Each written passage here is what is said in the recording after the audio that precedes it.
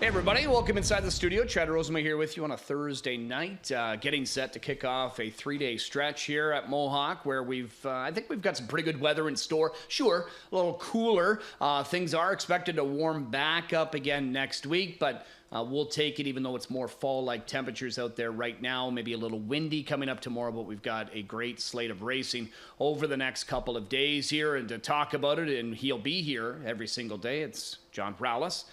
Racing analyst here tonight. Good to see you, man. Yeah, it's good to be back. Just a one-day little break and right back at it, and what's going to be another busy 3-day stretch. But I'm just glad the weather kind of improved because it was a little bit too rainy this morning. Yeah, we got a little rain overnight, but that was supposed to clear up, which it did, after the AM. But yeah, we'll use a little bit of that right now. Like I say, wind's supposed to pick up, I think, decently tomorrow. But as far as rain goes, I think we're going to be okay for the weekend. Yeah, we're going to be just fine. And again, I'm not going to complain about warmer temperatures, even if it is supposed to be fall per se, but lots to look forward to. Obviously, the start of the NFL season tonight. Yes, kickoff time. You and I are big NFL fans. You're a Ravens fan. I'm Broncos. I think we've got some optimism for both of our squads. Second-year quarterback. Tough. Yeah, for me with Bo Nix. Yeah, tough start to the season for you guys. Yeah, you're on the road in Buffalo. Sunday night football. Nice way to kick off prime time. We were kicking off the season last year in Kansas City. I remember Isaiah Likely just missed the end zone there. Got a little bit too much white chalk on his cleat that time out. Would have forced OT, but to kick off for the season with another big primetime game, and I'm looking forward to it. But there's good action even on the racing side, too. I mean, there's some big PA Sire Stakes finals on Friday at Chester tomorrow. On Friday, okay. Saturday at the Meadows for the 3-year-olds. Yeah, and then New York Sire Stakes finals are Batavia on Saturday as well. Plus, Scioto's got Ohio Sires, and Irvin Hanover's got going to be in the Jimmy Wirt. Yeah. In there, and then there's another one I think maybe for trotters. Yeah, I'm drawing a blank on the name, but $250,000 final, I believe. But a good card actually. That's where Louis Waugh is going to be. Is driving Irvin Hanover off of a big effort in the Pacing Derby. Had to fend off obviously the favorite in there, but then couldn't quite get there in time. So all the best to them, and we know Kentucky's going to be having stuff, and then obviously we're ramped right up into our Grand Circuit with all the weekends. So we'll be looking at that. Before we get into that, as John mentioned, just dark on Wednesday, so we only have to go back a couple of days to our last card, and it was Tuesday. Producer Javon says let's toss up some stats about kind of what took place on Tuesday. Jody had the triple, actually. Yeah, Jody had 3 on the night, so nice evening for him. Now, we started out, actually, the favorites won the first 9. Now, they weren't all morning line favorites, but they were bet down, and favorites were able to win the first 9 on the program. 6 winners were from post position 6 or higher. That's interesting to note. We know post 6 is very popular, but outside of that, not necessarily popular when you're talking 7, 8, 9, and 10 in here. But then the last race, we knew we were overdue for some kind of a payout. And Let's Get Pickled, which I know he had the 10 hole, and it was Jody with the... But, I mean, he was like 6-5 in his last start here. And it's Len Lalonde. He made an equipment change because he made a break while contending at Grand River. I guess easy to get overlooked from the 10 hole, but still, 16-1. And the claimed horse that Dougie drove for Gerard Demers rallied to be second. I forget the name, escapes me. But he's like 43-1 or something. Big number, yeah. So a big exact of 852. Late pick 5 was good. And then the high 5, nobody won it. So we were that close to just had one person won it. That would have been the payout right there, 108,000. So the 15% was taken out, and then it ends up going into the carryover. So that's what we're into the 6 figures now. Yeah, it was a little dicey. I was just waiting to see if anybody got it because we want to see that number obviously climb to a mandatory. But if you're the lucky one to take down a 6-figure pool, why not? Which we'll see. From time and again. And when I saw the numbers come up, I thought, ooh, this could be going maybe. Yeah. And anyway, when it popped up, it was again. Didn't go whatsoever. So congrats if you were able to hit on some of those on Tuesday night. Again, back at it here this evening. What do you think of the card as a whole here tonight? I think some of it looks a little bit too formful, but I think that some of these races, I'm excited to see some of these youngsters come back, right? I mean, Sean Stacey's got a couple of rookies that we're going to see back in action. Calix, Green Arrow Hanover.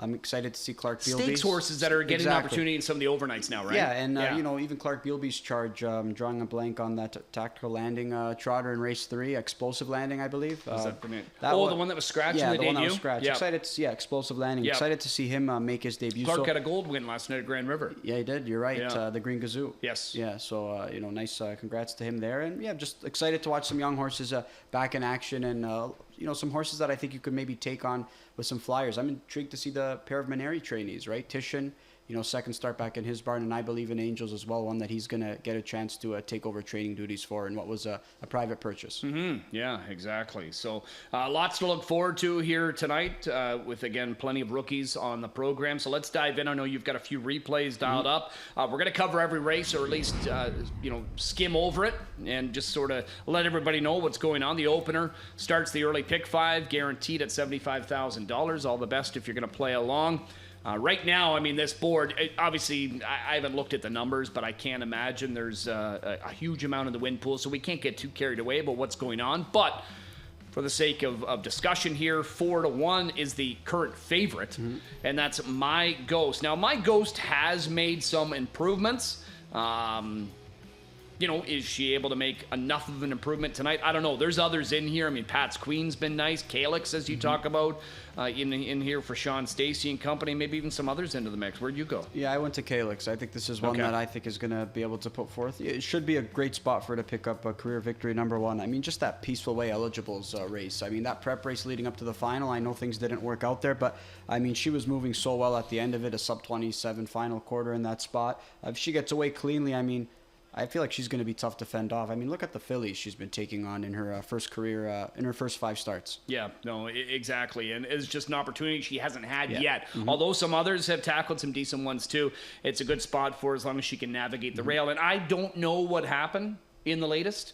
You know, with her, you know, acting up was well out of it. Ended up being a refund there was Calix.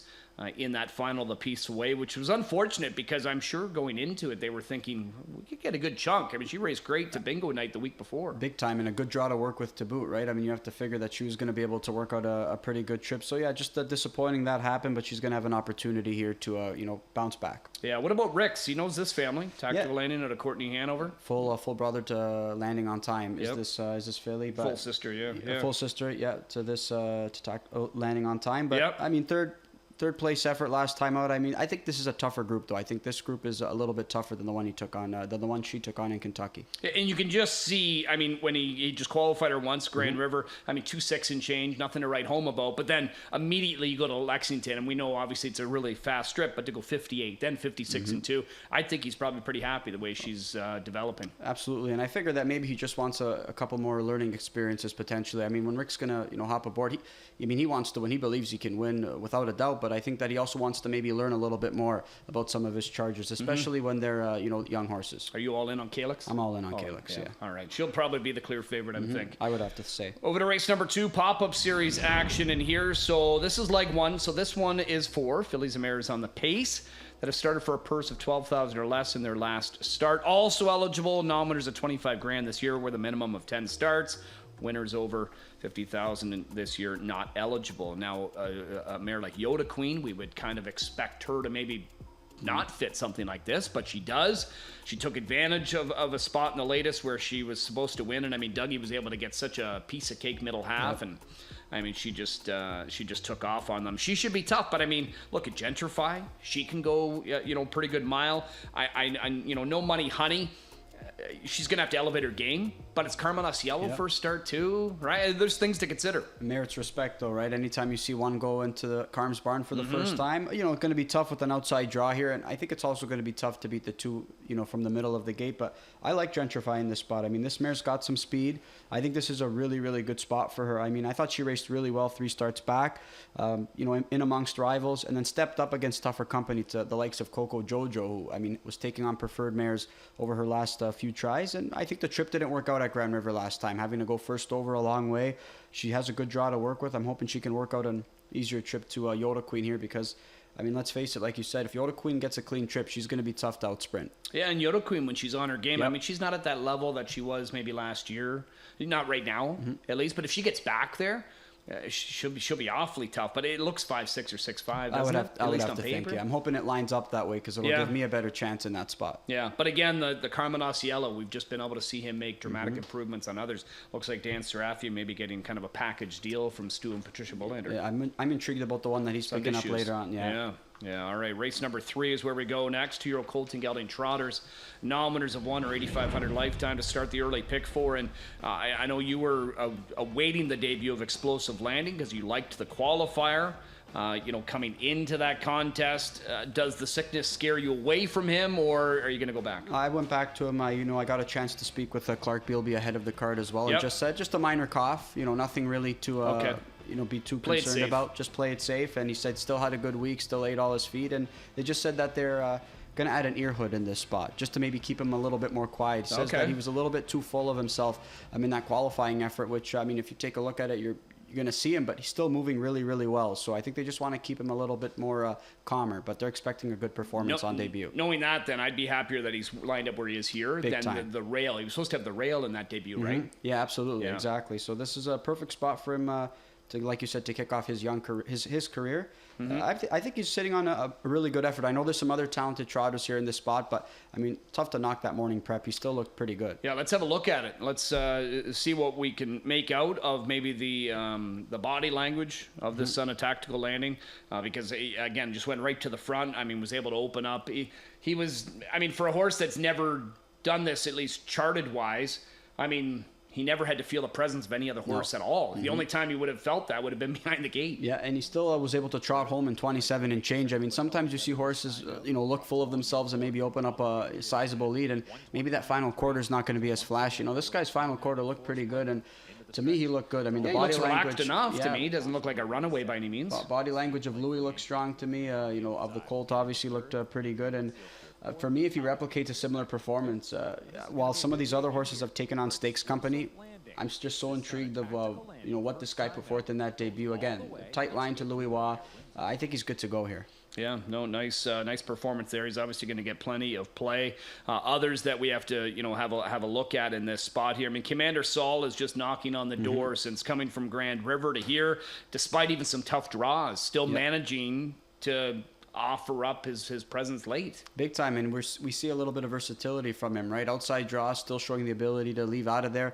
Last time out, he did it from well off the pace, and we're going to see this effort. I believe this was Randy's horse to watch. Oh, was it? Okay. Tonight, and it was a really good effort by Commander Saul, who was able to get the job done. You can see Nixon Bixon is going to be the eventual winner there. The Dagfinn Henriksen charge, who has got some quirks, but's got some talent and some speed, and he's able to double up here in career start number 2. But you can see Travis Henry and his charge, Commander Saul. He angles this guy out to the outside, and at no point do you really think that he's potentially going to even pick up a second place finish from this spot.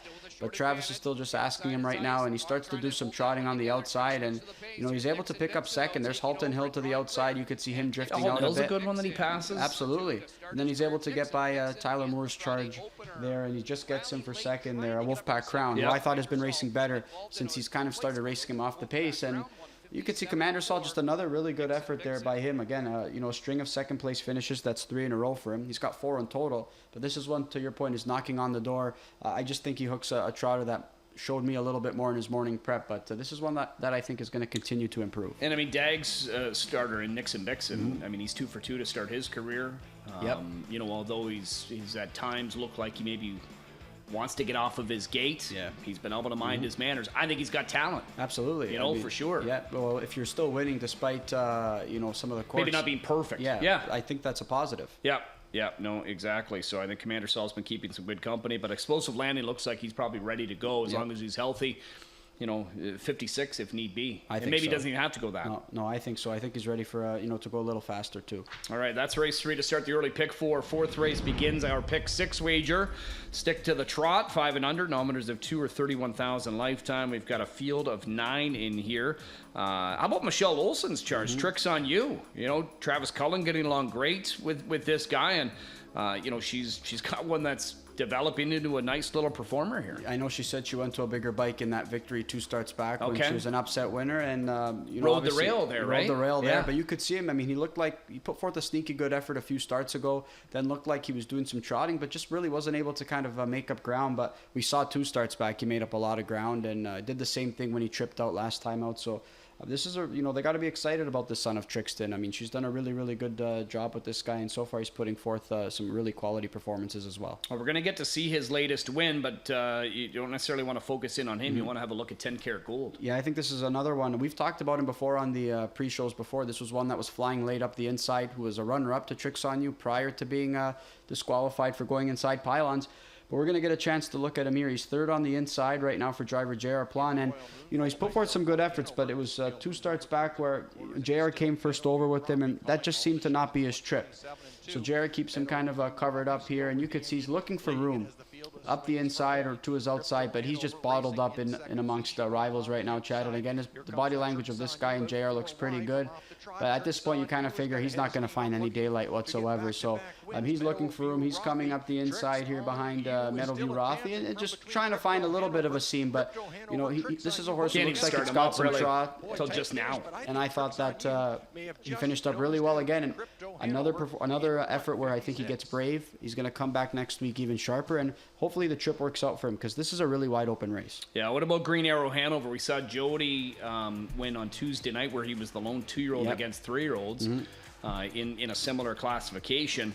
The other night, and he was able to get it done. Yep. I guess it would have been a nominators of 1, but Green Arrow Hanover, can he beat this bunch? He can with the right trip, and if he's at his best. I just wonder, he wasn't himself last time out. I mean, that's a colt who didn't really have to do much work early on in the mile, and only kicked home in 29 and change. I mean, this is a colt who's really impressed us in some earlier showings. I mean, he got beat by Magic Punk in that elimination, who, was a colt that we've been impressed with as well. So he needs a trip to work out. I just don't know what kind of trip he's going to be able to work out, especially from post 7 in this spot. And there's got to be other, bigger fish to fry in the coming weeks, right? So if something was amiss in that Wellwood final, I would think they probably want to get that out of his mind here tonight, right? Yeah, you would have to figure. Go around. I don't expect to see anything terribly aggressive early, and then you want to just see him finishing with trot, and right? If the trip works out, it works out. I mean, we saw Bob bring back Flowing Tribute in an overnight. He got her away in a really good spot, and she did the rest, turning for home to get the job done. Who bounced back with a track record performance there, 55 and change. They got a good one.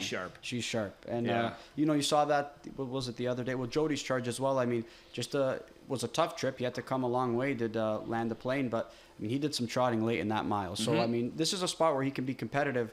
I just don't know what kind of trip he's going to be able to work out. So I'll use him on my pick 5 ticket, but I can't say I'd be willing to go all in on him. And again, there's the Sunday Shoes trotter, yeah, who, I mean, right out of the gate, Vanderkamp, who does such a great job developing his horses, doing a nice job with this guy. He already got a mark of 55 and 3 on him. Now James takes over, and Carmen doing the training, and Carm, at first asking, can do some great stuff. That maiden breaking score when he, put forth that winning effort from the middle of the gate earlier on this year. I mean, that was eye-catching. Yeah, he romped. Like eight lengths or something like that? A bit of an unknown coming in. He took some play, though, left out of there aggressively, and I just remember Mike Vanderkamp just looking over his shoulder, and he had lengths on the field. Yeah. So. All right, that's the 4th race. More trotters in race number 5 to close out the early pick 5. Nominators of 1, so here's the class that we would have seen Jody's 2-year-old race the other night. But again, against older horses, that was kind of the point that I was making. Morning line favorite is Tricks Up My Sleeve. Is tonight the night that he graduates? I thought last time was going to be a great shot for him as well. He just didn't look as comfortable trotting, though. I mean, he's going to put himself in a pretty good spot, but he didn't look like he was trotting as smooth in some of those other efforts. Trudy Bird can get the job done, Chad. Tricks Up My Sleeve can get the job done, but I opted to go, a different direction here as well. I opted to go to the 2-horse I'm a Dinosaur. This was a new purchase here for Howard Kaufman and, Josh Kaufman and company. And, I think this is one that put forth a nice effort there at Grand River. Didn't get around the cleanest per se, but I think that's a confidence boosting score, and some horses in here are lacking some confidence despite putting putting forth some pretty good efforts, though. And I mean, he hadn't raced in 3.5 weeks either, so I like the approach. Mark says, let's go over here, where he's probably going to be able to boost his confidence a little bit, plus get the start under his belt. Now brings him here, so I like it. And I'm a dinosaur, could be one that gets good play, tricks up my sleeve, obviously. Driverless. I mean, an inside draw now, does get an equipment change here tonight. We know what this guy, has shown ability in the past. Again, how many starts is enough for him to get back on track? He missed a couple years of racing. Yeah, that's the thing. I mean, I was a little bit too hard on him in this spot, but I loved him 2 starts ago. But one that, maybe we see a different approach for him being driven. Maybe we see an off-the-pace approach here, and maybe that's going to bode well for him. And used hard early, especially from the outside draws. Now doesn't have to be used that hard, especially from an inside post, right? And I'm curious to see what kind of trip we're going to see from Trudy Bird. I mean, I love the drive and the approach last time out. I mean, she still got passed by a couple of horses, but I mean, Kenny Susie, he's been a little bit frustrated with this filly in the sense of just talking about the talent that she's she had has. Opportunities. Yeah, speaking about how, I mean, her and, Tahonta have been, when they were training together, I mean, this is one that always stood out. But yet to find a trip to the winner's circle. But she's still racing well. Just still looking for that victory. All right, that's a look at race number 5. Back half of the card kicks off another pick 5. Race 6, opening leg of it is for fillies and mares. 5 and under, nominators of 1 on the pace in here. We've got a group of 8 where Cobra Kate is the morning line favorite. Another one that, she's been bet down to 3 straight races. She's performing well, don't get me wrong. And it's 3 straight runner-up finishes. But at what point do you say, well, I'll let her beat me? I let her beat me because she'll be chalk in this spot, right? Yeah. I mean, again, no issue with the way she's been racing. She's been racing really, really well, but I think sometimes you got to try and find some separators here in this spot, and I'm in agreement with Garnet. I'm going to try a little bit of soul. I mean, you want to talk about some horses here in this spot who maybe aren't super confident. I mean, a little bit of soul. This is a filly who just keeps winning, right? Put forth 3 consecutive winning efforts. She's going to need to go a little bit more here on the big track, but maybe Trevor can kind of trip her out here in this spot. Maybe she's willing to do the heavy lifting. I guess we'll see. But Cobra Kate, I know she's going to be a threat late in the mile, but I just feel inclined to play against her. Yeah, and this initially was a Millar Farms homebred. I mean, so you got to think there's some. I mean, you see right off the bat, a better light out of a somebody somewhere dam. So some pretty good lineage, and I like the approach that Robert Mawson's doing here. Get a foundation underneath her. Let her prove herself on the smaller tracks, get some confidence, and then come over here, and she's in good hands with Trevor too. Big time, and nice. Was able to get tripped out last time out over at Grand River as well. And again, I think she's coming into this race razor sharp. Again, in a field where, to me, nobody really stands out. It wouldn't shock me if anybody in this spot got the job done, but for me, I said, you know what, let me just take a stand instead of hitting the all button. It's just not something that I like to do. Yeah, and what you got to do, drop a second or two? Exactly. Yeah, all right. That's a look at race number 6. 7th race, late pick 4 is underway here. For fillies and mares on the trot, nominators of 2 or 30,000 lifetime, so we don't always get a straight up one for the fillies and mares, but we do in this instance. Tahonta, as you talked about earlier, she coming off of that win, in fact, has come up sick. So she will scratch out of here. I believe in Angels. I mean, she's going to get play. I know she's the morning line favorite. I think we're convinced she will be the choice, just simply based on the fact that, it's Minari in the year he's having. He's going to make a bunch of wholesale changes. We're not saying it's going to work necessarily, but how many other times have we seen Dave with a new recruit immediately have success? Big time. And this is one that, like you said, is going to get a lot of looks. Nobody going to her on top in this spot, though, but this is a filly who's kind of looked like she was trending towards a victory so far this year. I think I've picked her in a couple spots, Randy as well, and some good efforts, but just not winning efforts. So maybe all the changes are going to be enough here. Maybe just a new environment's going to help her here in this spot. But she's a little bit finicky at times. I mean, sometimes she's a little bit tricky to navigate and steers what sometimes when you see her out there. But again, maybe the changes are all going to help her in the spot, and picking up Louis Wa is not going to hurt either. No, and on the Lasix program here right away, you said you believe it was around 44,000 US is what on-gate she brought? Yep. Yeah, I saw she was on there a week or two ago or whatever it may be. So I believe in Angels debuting for the new connections, and again getting household changes by trainer Dave Minari. Race number 8 is where we go to next. Another division of this opening round of the pop-up series for the fillies and mares. Group of 7 in here. We are familiar with some of these names, some that have been in pop-up action, like a Chelsea's Choice. And others. Blinded by Delight in this spot here. She's a tough one to predict. She's good enough. It's just when's she going to get that trip and decide to put it all together. Yep. Got ability, gets James back. Carson's Gouda. missing some time due to sickness. She was racing well prior. There's some options here. Where'd you go? I went to the 4-horse He's Express, just hoping that maybe Jody can kind of reacquaint with this mare and, put forth another winning effort. I mean, he got along with her several starts ago when he got the chance to sit behind her. I liked that effort last time out at Georgia. And I mean, she finished up nicely, just was conservatively handled in that spot. And she's got a good draw to work with, and hopefully she can work out a winning trip. I mean, Daniel Serafians, he's got a nice lineup here tonight. Yeah, no, he does for sure, and especially with the new recruits that he's going to have. I would expect to see when I head upstairs to the announcer's booth to see Dan. Yeah. Second from the top. Yep, That's always. normally where he is. That's where his table is. Always the sharpest dress too. That's right. Ready to get his picture taken at a moment's notice. Yep. All right, that's race number 9 is where we go to, sticking with Pacers here. Fillies and Mares, 20,000 claimers that are nominators of 30,000 lifetime. And here, our good friend Ken Middleton's got his mare, Pretty Missy May, back. She was a factor in that recent pop-up series that she was in. Got beat by First Cast in the final. She's since gone to Georgian. Didn't work out for her, but reunited with Louis Waugh, and Louis got along pretty well with her here. I could see her bouncing back with a better effort. Interesting to see Sarah Be Delight. She's offered up for a price now.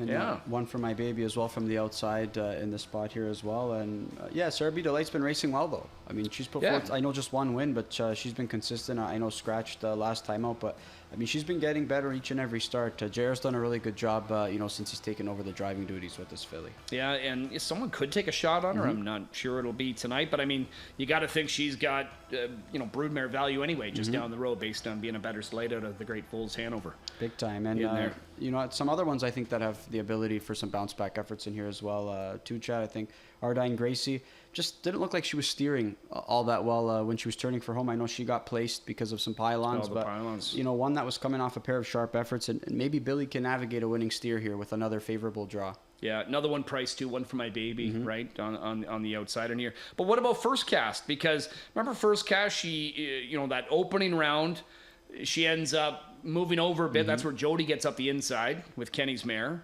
and Pretty Missy May ends up, winning there. But she's then loaded it behind. The next time out, she's got an opportunity and didn't seem to have as much, but then she put it together last week. Should have gone back to her last week. I mean, to your point again, she just worked out a pretty good trip. Didn't seem like she had as much as it looked like the week prior, but then puts it all together at what was a really good number. I mean, I kind of dismissed her chances because of how well Pretty Missy May and some other ones were racing, but this one too was racing well. I was maybe a little bit too harsh on that perfect trip last time out. So where did you go here? I went to the 5-horse Ardine Gracie. Ardine Gracie. Just a really tough race. I mean, I could see Sarah B. Delight getting the job done. One for my baby, First Cast. I mean, I struggled with this race. Well, that's the thing, trying to predict which one of these, fillies that are maybe adding a price where theoretically you think this is going to be easier for them, can put it together, could come to life in this spot. So that's a bit of a puzzle in the 9th, the finale. Close it out featuring the Jackpot High Five. Again, on Tuesday, the only race we had the long shots at least winning, but I mean, it wasn't just a winner. There was a bunch in behind. It didn't go at all. So we've got a carryover 108,000 plus coming into tonight. You've got the ultra consistent Above My Pay Grade as the morning line favorite. No real surprise in there. So this is numbers of 60,000. Above My Pay Grade, when I just quickly work out the allowances here, I mean, he's going to get 25% off this year, so that's 22, we'll say, and then it's 27. Yeah, he's getting close to kind of getting knocked out of this. Yeah, and he's racing really well. I mean, I opted to play against him in this spot, but I think he's going to be tough to beat. And to your point, it's one of these big favorites. I mean, if they go down here or don't hit the board in this high five sequence, that's when you likely see it with a good opportunity of it, getting taken down. Yeah, I guess he gets a little bit more being Ontario sired, so can race in here for a couple of more wins. What about Seize the Bay? I was an okay first start for Corey Giles, but again, there's another barn that I expect. If it's not right away, he has a positive impact on his new recruits. A big time. One that I factored underneath, but like you said, I think he's going to continue to get better. But I opted to go to Diamond Rider in this spot. I just think that this is one. I love the way he was racing prior to being scratched. On August 13th. Tough trip last time out, and you know what? I figure he just needed that start. So I think he's going to be even sharper here with another good draw to work with, and another really live drive that I think Billy's going to be picking up here in this spot. Was this the one that initially was Katerina Bosniak? That's right. That Trevor drove? Yeah. Diamond Rider? Yeah. Okay. I remember, I think I had him on top one night at a big price, and he looked like he was going to win. Yeah. He had to get a big, and he gave it up. He was, camera shy for a little bit, for a short period of time, but been racing really well since entering Pam Forgey's barn. All right, that's a quick look at tonight's 10-pack. John obviously is going to be here talking about it all throughout the evening, and able to work in some odds, with what's going on live out there. Speaking of John, how about your pick 5 plays? The early one guaranteed at $75,000.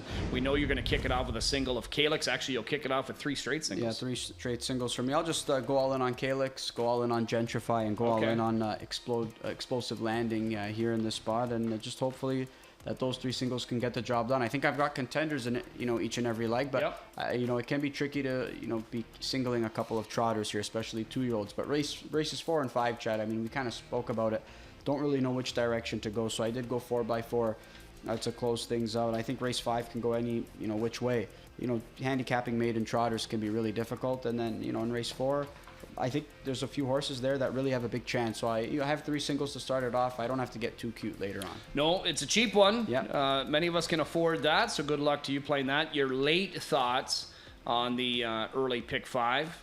There it is. Again, starting out, you're just going to take a stand here on a little bit of soul for Robert Moss and bringing his Bettor's Light filly here. You just figure it's a susceptible group or a wide open race per se, so why not take a shot on the horse that I think is the sharpest? But, you could say that I'm taking a little bit of a shot in race number 7. I like Titian. This is a filly that and it's the other Maneri one that's going to get bet, right? Exactly. Now second, he's got a little bit more time to work with her. I know that Lucas Wallen, sent this filly over to Maneri ahead of that Casual Breeze, and she's going to stick around. I've got to double check if she's eligible for the Elegant Image, though. Which is coming up in a couple weeks, maybe eliminations next week. But this is one that I think, has been facing tougher company. Lightly raced, daughter of Muscle Hill, but this is one that I think if she's on her game, I think she's going to be the one to beat. But always in the U.S. when I watched her compete, Chad, always better when she has a target to chase. So I'm hoping maybe that's going to be the case tonight.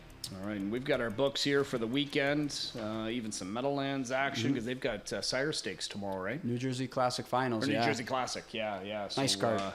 So they've certainly got some Grand Circuit horses that'll be competing on that card. We've got Grand Circuit here tomorrow and Saturday. Just kind of a quick preview, 10 dashes on the Friday program. What we do have in store for those of you that want to tune in and play along is Champlain Stakes. So the first one that we've got on the program, I believe it's for the 2-year-old Pacing Fillies. Yes, and it's in race number 5. 1 division, 164,000 plus. Dea, the morning line favorite, out there in post position 10, coming in off a bounce back win in the Eternal Cam Nation. I mean, she has looked awesome at times this year for Jack Darling, but she'll have to be awesome to win from the 10 hole, right? Big time. And I think she can handle it, but she's got another stakes event coming up as well, doesn't she? She's a great lady. Without looking, I'm going to gather that she's eligible to that. Yeah, that's the one Jack was talking about as well. Yeah. So, going to be curious to see. You have to, obviously a fine balance between, winning this race as well from the 10 hole, as well as trying to kind of balance out keeping a sharp filly. It's why they opted to bypass the gold last week. Mm-hmm. Yeah, all right. So just, managing your spots. Also on the Friday program, we've got a Simcoe for the 3-year-old filly pacers. Chantilly, you were talking to Nick Gallucci.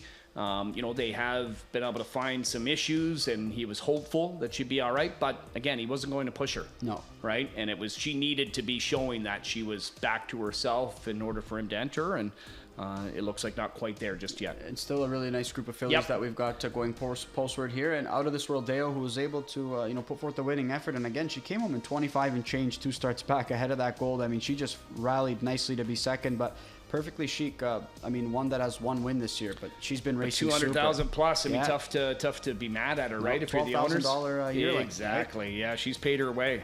That's for. But you and I also intrigued by Call You Up. Per Emblem can make a positive impact, right? Absolutely. I know a tougher group. An easier group in Lexington. This is going to be a big step up. Yeah. But this is one that if she can piece it together, I think can be competitive. But Millie May Hanover, one that looked like it had some pace behind rivals last time out at Rideau. And although not a stake, it's a prep for the upcoming Milton. There was no elimination required. I'm not surprised. Defending champion Twinbee Joe Fresh. I was just going to say she didn't qualify the Meadowlands. Yeah, she qualified last week too, right? Yeah. And she was sharp. She was. Yeah, she was sharp. So she'll be back here for title defense, but others that are prepping for it, like a Sylvia Hanover, coming in off of a qualifying effort here. I saw Sean Stacey briefly. They were happy with the qualifying effort and looking forward to it. And he's like us. He's hoping that, like a Chantilly and a Mickey and Minnie can turn out to be a Twinbee Joe Fresh Sylvia Hanover type rivalry, for the next couple of years, because this has been one of the best rivalries in racing. Oh, really? And hopefully, absolutely, and hopefully we get to see that kind of transition all the way to Breeders' Crown. To get those on consecutive nights would be just, a dream. Then on Saturday, as we look, more Simcoe Stakes action for the Glamour Boys. Throw Colt and Gelding Pacers. Race number 4 is going to be the first one. So we talked about this the other night. Had there been 12 entered, it would have been 12 straight to a rich final, which that had been a lot of fun to kind of see. Not that I love horses from the second tier, but it would have been a lot of fun. Unfortunately, 13, so we got 7 and 6. Here you've got All-Star Maniac. He's going to lead the field in race number 4, but Crack Shot in there. He's a hard knocker and a tough player that he's not gonna go down without a fight. THKC Crunch. I mean, Team Jameson's been awesome lately, and their 3-year-olds I think are kind of coming into their own again right now too. Big time. And again, this is one coming off a confidence boosting score. Maybe that's going to carry over to another quality effort here. He's got a good draw to work with, and he's been taking on some good ones throughout his career. And then race number 6 is the Champlain. We knew that Doc Moore was going to pull the harness, let Bojangles have a little bit of R&R in the field. Hopefully everything's going well with that. So rookies get an opportunity to dodge him at least for a week, because he'll be back next week, expected to have eliminations for the Metro. But Sweet Love and Lou trying to get back after getting beat. Now, I know he lost for the first time in his career, but it was Till the Cows Come Home, who's the 6 in here. And, I mean, he's just been awesome. Big time. Right? Yep. I mean, unfortunate for him, he's had to obviously face Bojangles, but he's been next best behind him almost every time. Yeah, he really has, and I think there's a handful of colts in here who have been racing really well. I know we spoke about No Wait List and his effort last time up being kind of reprogrammed, but Redline Rocket Man, I mean, this is one who, left out hard, came first over, and I still thought he finished up really nicely, and I talked about maybe him picking up a big stakes victory, one that I might try in this spot. All right, and then race number 8 is the other Simcoe Division Grade 3 event for the Glamour Boys. Field of 6 in this one. Captain Deo, you and I talked about it. He had to face some older horses last week in a, not an easy class. No. But James did a nice job with him. He protected him, only called on him in the stretch, and he was moving probably better than anybody, I thought. I think he needed that too. I mean, he had a couple of tough efforts in Kentucky to come back here after nearly a month. To get that kind of effort, it's only going to bode well for him on a Saturday night. And, again, 5th and 5 is sharp, but I'm expecting a pretty big effort from the Scary Murner trainee. And we know that, although it's weekend after weekend of Grand Circuit action, we've got a huge one coming up on the 20th. That's going to be headlined by a bunch of grade 1s, but the main event is the Mohawk Million. What is this, our 5th year? I can't remember, 5th or 6th edition of it. But anyway, that's going to be the main event, but you've also got on the undercard my favorite race of the year, Metro Pace, the Canadian Trotting Classic. She's a Great Lady in the Elegant Image, and a solid undercard. I'm sure we'll have a fantastic wagering menu. Looking forward to that. Hopefully everybody can join us on that September 20th card. So any eliminations that are required will be next weekend. For that. So hopefully we get a good turnout, especially for those 2-year-old races. But then the Mohawk Million, I'm intrigued to see when the box closes, who's in there, what wheeling and dealing's been done for slots, you know what I mean? Yeah, there's some, impressive colts that we've gotten a chance to see, in the U.S. as well. Racing, I think there's going to be some colts in one of those New Jersey Classic finals, maybe 2 or 3 that could be competing tomorrow night that we might see here for that $1 million event. But, we've seen some talent here as well, but I'm just like you. I'm just excited to see. That adds to the intrigue. Yeah. Before we wrap things up here, we do want to pass along some news that many of you might already know. We heard this news a couple of days ago. It's My Show, who's obviously had some of his biggest moments right here at Mohawk Park. I mean, he really loved this track and put up some awesome performances here over the last couple of years. Saturday, and ironically enough, on the night we were playing host to the Pacing Derby, the event he was the defending champion too, he took a bad step at the Meadowlands, ended up getting a fracture. Early prognosis is good right now, and I did see a video that Richard Young posted on Facebook of him actually walking in his Aircast and looking good, but as far as racing goes, that's it. He's going to go enjoy his life as a horse. And deservedly so. I mean, he did some great things here in his young career. I mean, who would have thought that after a winless rookie campaign that he was going to be standing in the winner's circle in the North America Cup?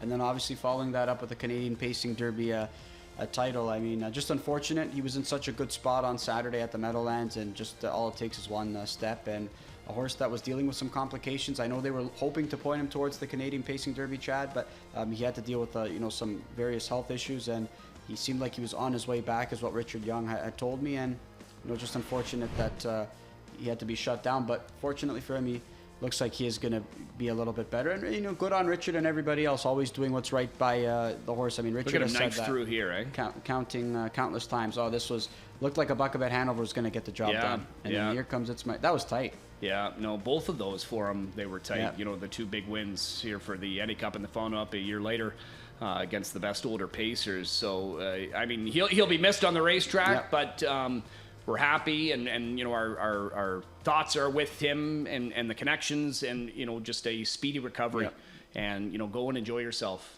And hopefully lives a long life and has a lot of fun out there, just kind of horsing around. But, Linda Toscano, Scott Zeron did such a great job. Richard and Joanne Young, congratulations, because this star was a lot of fun to watch here. Oh, big time. And like we said, we obviously love watching all these horses compete here on the track, wherever they are. But, it's important to know that they also have a life outside of racing. And we're always, we always love to hear that they're looked after. All right. So It's My Show will be missed on the racetrack. Again, we wish him a speedy recovery. I'm going to jet upstairs. John's going to take it away with plays of the night. Good luck with all your wagers. 10 races coming up in just a few.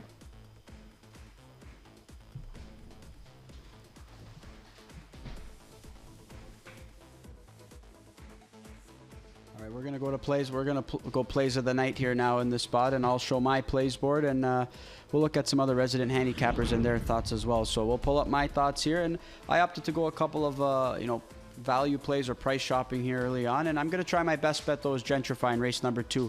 I view this to be maybe a 2-horse affair, at least on paper. I'm going to elect to just go all in on Gentrify and hope that this mare can get the job done. My value play is going to be 10 Karat Gold. I showed that trouble trip last time out. I thought he finished up nicely. Hopefully that he can get some clear racetrack and replicate another quality performance. Worth a look. I'm a Dinosaur in race number 5. Wide open race. I mean, why not take a shot with the horse who's coming off a sharp victory for the new connections? And my spot play is going to be Titian. I'm hoping that she can work out a pretty good trip. Second time in Dave Maneri's barn. I think that she's going to have an opportunity to put forth a good effort. And those are my thoughts here. My plays of the night. We're going to look at some other ones from the resident handicappers here as well. And as always, we get some thoughts from Garnet and company. And Garnet Barnsdale's spot play is going to be Courtney's Promise. He's going to kick things off here in race number 1. You're getting 5-1 on her right now. Kevin Plouch is going to be going little bit of soul.